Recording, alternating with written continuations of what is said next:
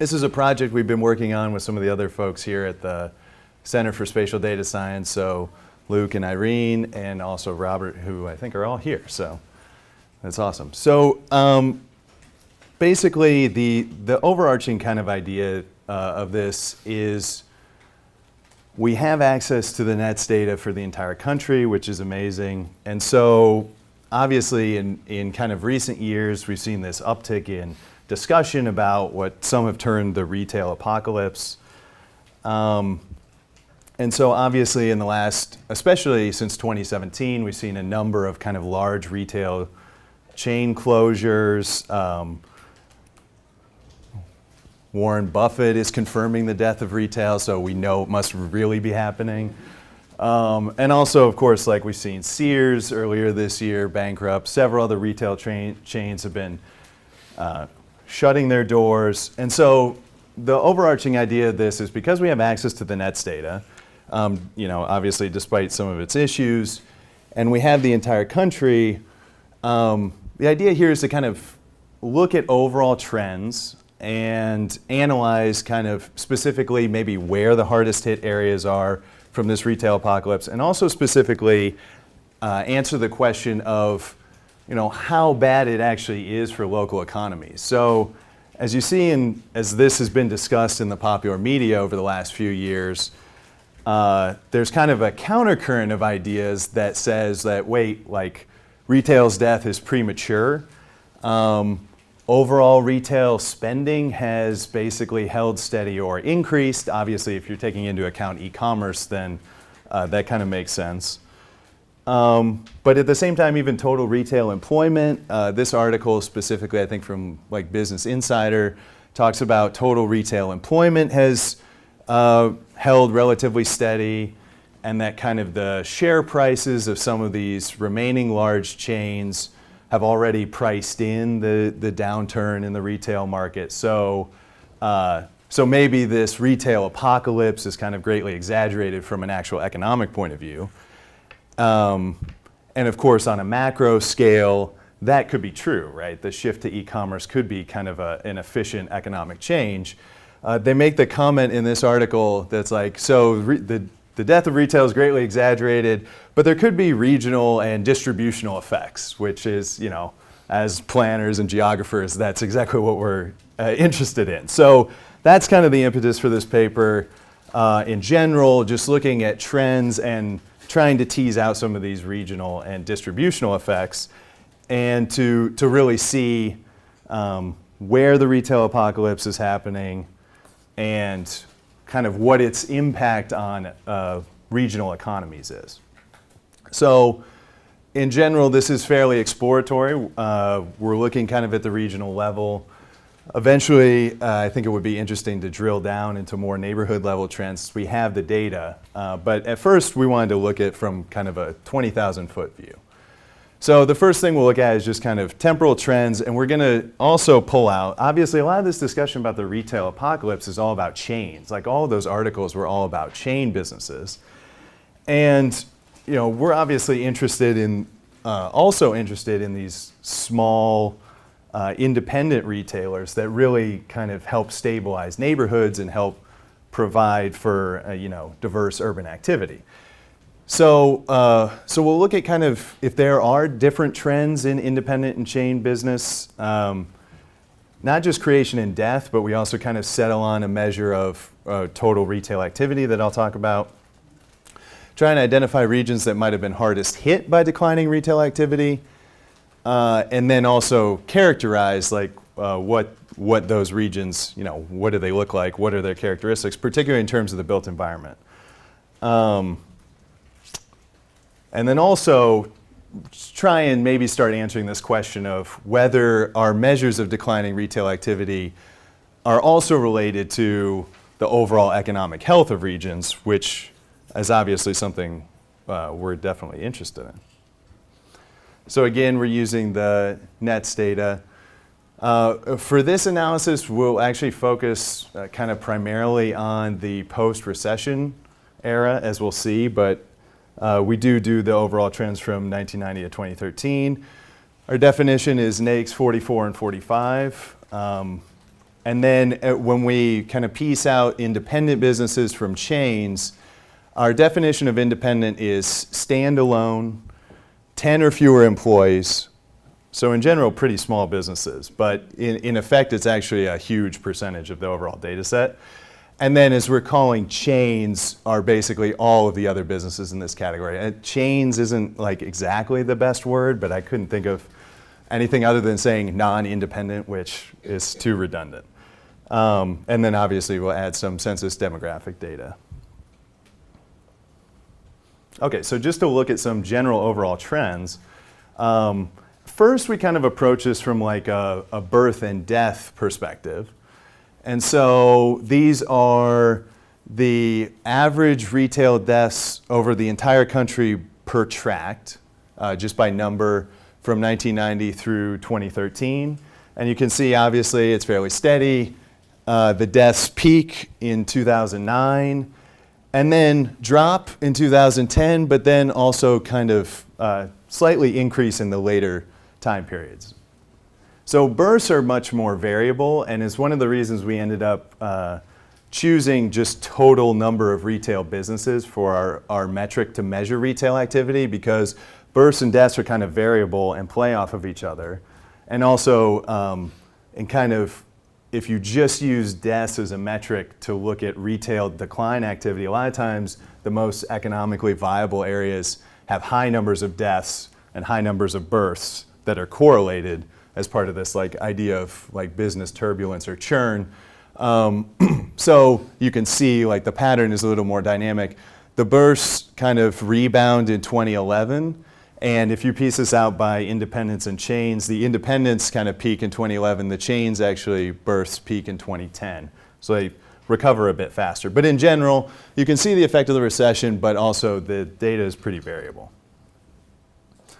When you look at just the total number of businesses per tract, you can see that this is a much more stable metric, but you also definitely see the effect of the recession in 2009. So total number of stores, retail stores, peaks in 2009, drops in 2010 with all the deaths that we saw that occurred in 2009, and then kind of rebounds, but then is also, and it's cut off a little bit here, but it's also slightly declining as we get towards more recent times. And obviously with the rise of e-commerce and some of the news articles that I showed at the beginning, obviously a lot of that e-commerce activity really has picked up since 2013. So an extension of this and obviously getting more recent data would be extremely useful. But we can start to see maybe some of the trends here. So when we divide these trends into total number of independent retail based on that definition, you see basically the same overall trend as the total. As I said, this independent definition covers a huge amount of the retail businesses in our data set, which is interesting in and of itself. Like one of the features of Nets is that it covers a lot more smaller, like 0, 1, 2, 3 employment establishments than other data sources. So in a way, this is kind of a feature of Nets that's interesting. When you look at the chain retail trends, it's much flatter, which is also interesting. And this kind of overall trend we'll see reflected in some of the results that present later. So we have the total number of businesses. Obviously, we have to normalize that in some way. What we settled on was to take, so because we have this period of decline here, for all businesses, we settled on kind of taking the average annual change from 2009 to 2013 in the number of stores, and then comparing that to the average annual change in population over the same time. So the idea is that, the retail apocalypse is probably more about places that are kind of losing stores faster than they're losing population. And so we plot those two things together, since we don't necessarily know what the theoretical relationship between those would be, plot those together and then look at the residuals from this. So all of these are losing retail stores faster than they're losing population compared to the overall average of the data set. And these are all different individual regions. So the residuals from this become kind of our measure of retail activity. So if you have a positive residual, you're gaining stores faster than you're gaining population over this time. Negative, you're losing them faster. And so this is the graph for the independent stores. So obviously if you then take these and start to map them, you can start to look at some of the spatial trends, obviously at a regional scale. You might expect some of the kind of general regional economic patterns that we see reflected in a lot of analyses. In reality, kind of the Mountain West has a bit of a higher concentration. You see a lot kind of in the south and a lot of the smaller regions. So we're using the CBSA, which includes micropolitan areas and metropolitan areas. So a lot of the ones that are high on our measure of retail decline are the micropolitan regions, kind of in the south and the Midwest, as you can see. So we did the same thing for total number of chains. And the pattern here spatially is a lot more mixed. In fact, obviously it doesn't look like there's really a concentrated pattern. There are some of the regions that are high for the chain measure are also high for the independent measure, which would be interesting to kind of compare and tease out the similarities and differences there. But in general, a spatial pattern is harder to come to a conclusion about what's happening for the chains. So, particularly for me, and for a lot of us, we're interested in some of these planning and built environment variables. So we're still in the process of collecting more covariate data for this analysis, but to start, one of the things I did here was to kind of combine a lot of the variables we have into an index so that it's easier to kind of see what the overall relationships are. And especially in a planning context, this maybe gives us a little bit better idea of what's happening than looking at each of these variables individually. If I use the basic framework of the D variables, so housing density, diversity, destination accessibility, distance to transit. I think I got most of them off the top of my head. Just to map the built environment index by region to make sure that this is actually measuring what we think it's measuring. It definitely is the Northeast Corridor, the highest values, the Willamette Valley, and Chicago there. Okay. So we looked at the overall trends. Obviously, the next question is kind of what can we say about the regions that have been particularly hard hit by this measure of retail decline? What are their characteristics? So this is still really exploratory, but we're starting to kind of add in some of these variables into a simple OLS model and see what the relationships are. So it's hard to see the actual results, but basically the micropolitan areas, just as a dummy indicator, is significant with retail decline, so lower values of that residual. Higher levels of racial diversity, higher vacancy rates, which makes sense, and then also kind of more auto-oriented on that built environment index. And that's a little bit of an artifact of if you flip the measure to retail instead of decline, but kind of positive activity, a lot of the regions that are high on the independent retail activity are less auto-oriented. And we'll see kind of the opposite relationship for the chain stores. So this is for independent businesses. In terms of the regions that were hardest hit by chain store retail decline, we see a little bit different characteristics, actually in a way almost kind of opposite characteristics. Lower racial diversity in these, also higher vacancy rates, which makes sense. That's just kind of an overall indicator of economic decline. And then less auto-oriented, which again is kind of an artifact. So the regions with higher chain retail activity compared to population growth are more auto-oriented to begin with. So when you look at the decline measure, it's significant on the less auto-oriented ones. But it's interesting to think about, especially at the independent level, right? We think of these things as being really supported at kind of a fine-grained neighborhood scale. Now, obviously, we're looking at the region, But overall, it really seems to hold that the areas that are losing these businesses faster than they're losing population also tend to be less walkable and more auto-oriented. So I think that's interesting to think about. And then this third question about kind of the overall economic significance to local economies of these measures of retail decline,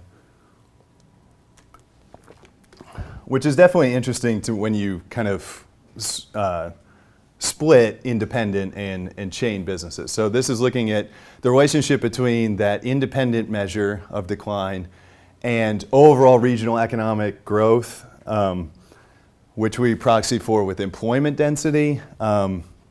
Again, one of the extensions of this would be maybe looking at more nuanced or more interesting like ideas about what regional economic health is, but employment density is something. And the independent retail decline measure is highly, highly significantly associated with negative employment density. So the regions that are kind of hardest hit by this independent retail activity decline are also not doing very well economically. So we can, obviously this isn't causal, but we can start to think that maybe there's some interrelated factors that are going on, and maybe this decline in independent retail activity is hurting the overall regional economy. Interestingly, the chain retail decline measure is not significant at all. So we saw that the pattern, the overall spatial pattern was kind of mixed. There's a lot of, all of those articles are, going back and forth about the hemming and hawing about these chain stores dying and what kind of impact obviously that has economically. So at first pass here, obviously with kind of a simplistic approach, it looks like this measure of chain store retail decline isn't significant. And so I don't know, it's something interesting that I think we can build on. Obviously part of that is that so much of our data are defined by these independent chain stores. So there may be something there with just the numbers. But anyway, just to recap these conclusions, like I said, they're relatively exploratory at this point, but it does look like declining independent retail activities significantly associated with poor regional economic health, the way that we've defined it. These regions are significantly more auto-oriented, more likely to be micropolitan, so somewhat rural, and also have higher vacancy rates. And again, the declining chain retail activity measure wasn't significantly associated with regional economic health. And so then just looking at next steps, like I've mentioned a couple of these things, since we have the data, the CBSAs are a meaningful economic unit, so they're interesting in that regard. And they're also stable because even at the tract level, trends of new business creation and death don't necessarily happen within the same tract. It might happen within the neighbors. But still, since we have the data and the ability, it might be interesting to kind of drill down to finer spatial units, even on a national scale. Since we also have the temporal data, it could be interesting to kind of tease out some more causal relationships. I think definitely we should revisit our definitions of independent and chain. Maybe one reason the chain measure isn't significant is that it's just kind of everything else and it's not like a meaningful measure of actual chain activity. Again, I mentioned better measures of economic health.